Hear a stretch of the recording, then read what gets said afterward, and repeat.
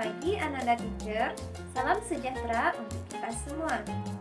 Jumpa lagi dengan Teacher Ica dalam mata pelajaran Pendidikan Pancasila dan Kewarganegaraan. Pada video pembelajaran kali ini, kita akan membahas materi PPKN kelas 11 mengenai periodisasi pelaksanaan demokrasi di Indonesia. Nah, Ananda, sebelum kita lanjutkan materinya, Teacher mau tanya dulu, apakah negara kita Indonesia ini sudah merupakan sebuah negara demokrasi? Nah, untuk mengetahui jawabannya, kita bisa melihat dari sudut pandang normatif dan sudut pandang empirik. Ungkapan normatif biasanya diterjemahkan dalam konstitusi masing-masing negara. Misalnya, Undang-Undang Dasar Negara Republik Indonesia tahun 1945. Jadi, secara normatif, negara Indonesia sudah memenuhi kriteria sebuah negara demokrasi.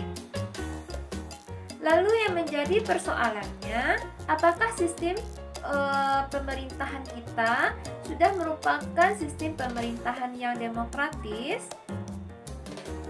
Untuk mengetahui jawabannya, mari kita lihat apa saja kriteria yang harus dimiliki oleh suatu sistem pemerintahan yang demokratis. Kriteria tersebut diantaranya, yang pertama adanya akuntabilitas atau pertanggungjawaban. Yang kedua, ada rotasi kekuasaan. Yang ketiga, rekrutmen politik yang terbuka. Yang keempat, pemilu yang luber dan jurdil, serta yang kelima, pemenuhan hak-hak dasar warga negara. Berdasarkan kelima kriteria tersebut, apakah sistem pemerintahan kita sudah demokratis? Jawabannya masih belum tentu. Karena kita harus melihat terlebih dahulu bagaimana alur atau periode pelaksanaan perpolitikan di Indonesia. Berdasarkan periodisasinya, sistem demokrasi di Indonesia dibagi menjadi 5 periode. Yang pertama ada periode Revolusi Kemerdekaan tahun 1945 sampai tahun 1949. Yang kedua, ada periode demokrasi parlementer yang dimulai tahun 1949 sampai tahun 1959. Yang ketiga, ada periode demokrasi terpimpin dimulai tahun 1959 sampai tahun 1965. Yang keempat, periode demokrasi masa Orde Baru dimulai tahun 1965 sampai tahun 1998. Dan yang terakhir, periode demokrasi era reformasi dimulai dari tahun 1998 sampai saat ini. Nah, sekarang kita akan bahas periode yang pertama, yaitu periode demokrasi kemerdekaan pada tahun 1945 sampai tahun 1949. Adapun ciri-ciri demokrasi pada periode pertama ini diantaranya, pertama, pelaksanaan demokrasi baru terbatas pada berfungsinya pers yang mendukung revolusi kemerdekaan. Adapun elemen-elemen demokrasi yang lain belum sepenuhnya terwujud karena pemerintah harus memusatkan seluruh energinya bersama-sama rakyat untuk mempertahankan kemerdekaan dan menjaga kedaulatan negara. Yang kedua, partai-partai politik tumbuh dan berkembang dengan cepat. Tetapi fungsinya yang paling utama adalah ikut serta memenangkan revolusi kemerdekaan dengan menanamkan kesadaran untuk bernegara serta menanamkan semangat anti penjajahan.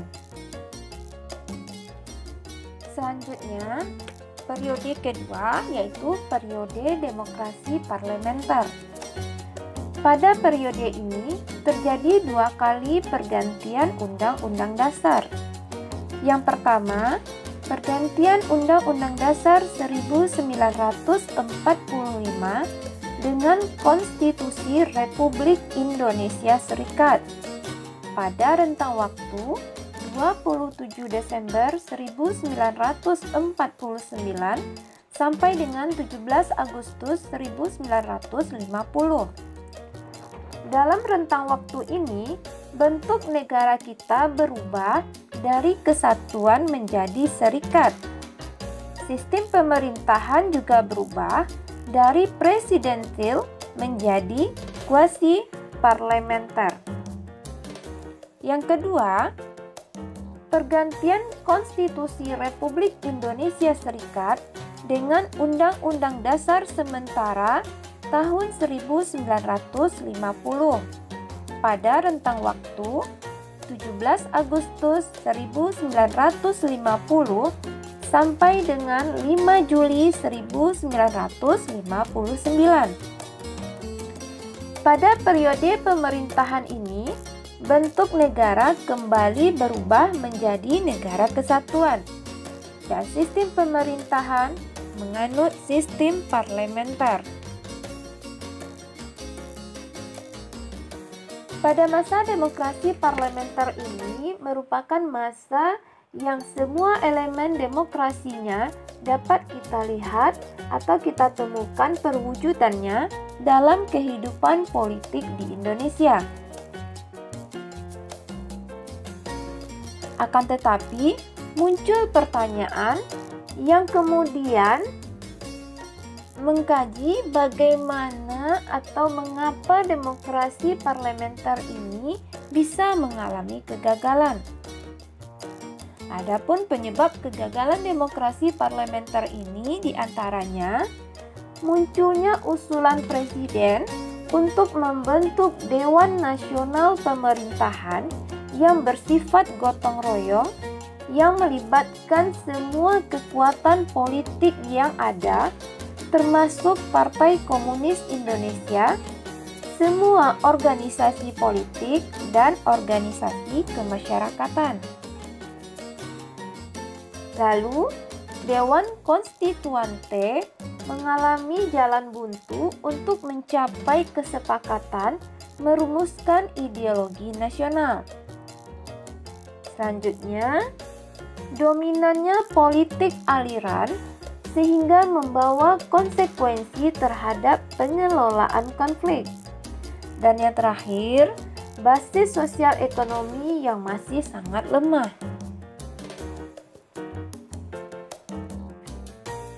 Berikutnya, pelaksanaan demokrasi pada periode 1959 sampai 1965 yang dikenal dengan demokrasi terpimpin.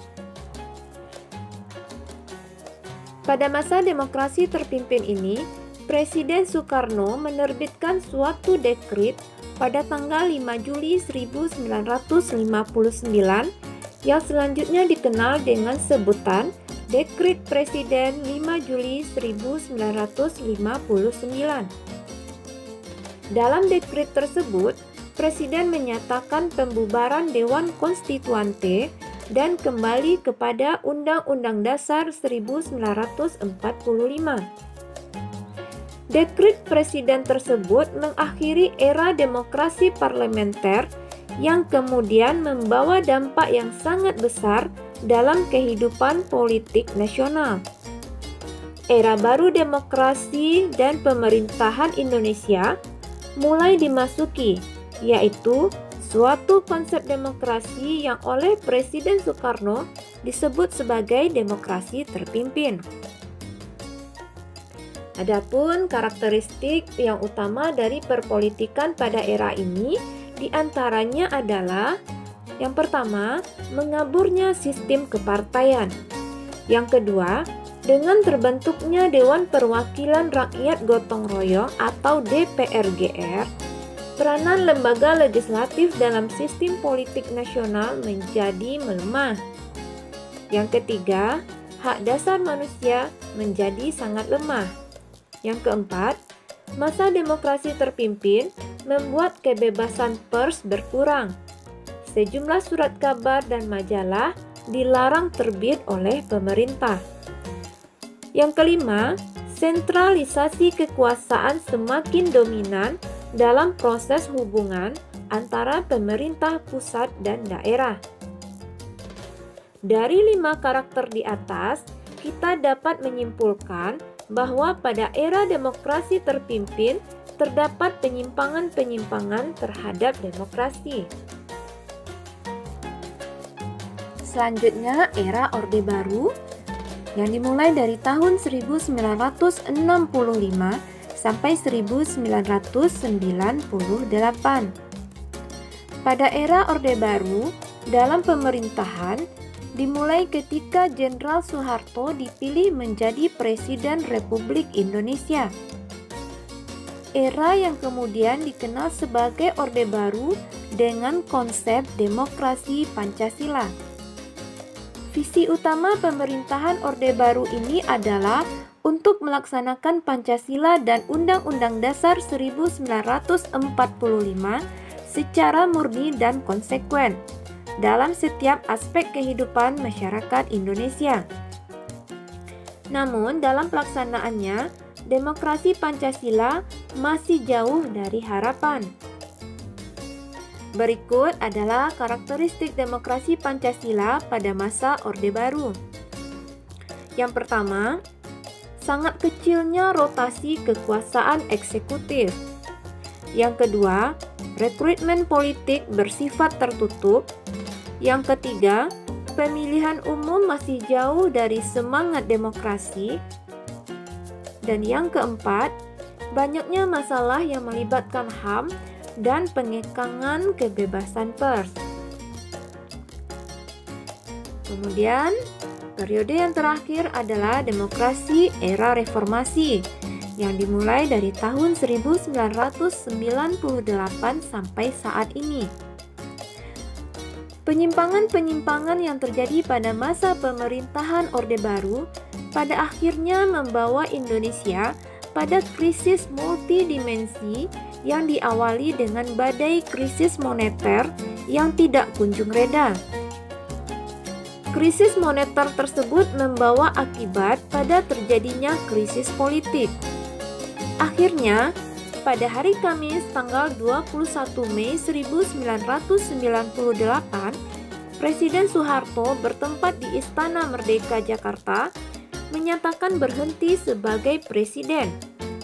Kepemimpinan nasional segera beralih dari Soeharto ke Habibie. Dalam masa pemerintahan Presiden Habibie, inilah muncul beberapa indikator pelaksanaan demokrasi di Indonesia, yaitu diberikannya ruang kebebasan pers dan diberlakukannya sistem multipartai dalam pemilu tahun 1999. Demokrasi yang diterapkan negara kita pada era reformasi ini adalah demokrasi Pancasila. Tentu saja pelaksanaannya berbeda dari yang sebelumnya, yaitu pemilu yang dilaksanakan jauh lebih demokratis. Rotasi kekuasaan dilaksanakan mulai dari pemerintah pusat sampai pada tingkat desa. Pola rekrutmen politik dilakukan secara terbuka dan sebagian besar hak-hak dasar rakyat dapat terjamin. Nah, Ananda Teacher, itulah pembahasan materi kita pada hari ini. Terima kasih atas perhatiannya dan sampai jumpa pada video berikutnya. Sampai jumpa.